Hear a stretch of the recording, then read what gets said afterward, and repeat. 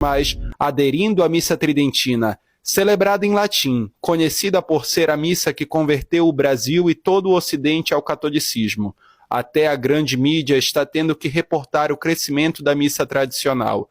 Na França, 45% dos jovens franceses gostam e apoiam a missa tridentina, por ser mais bela e teologicamente superior.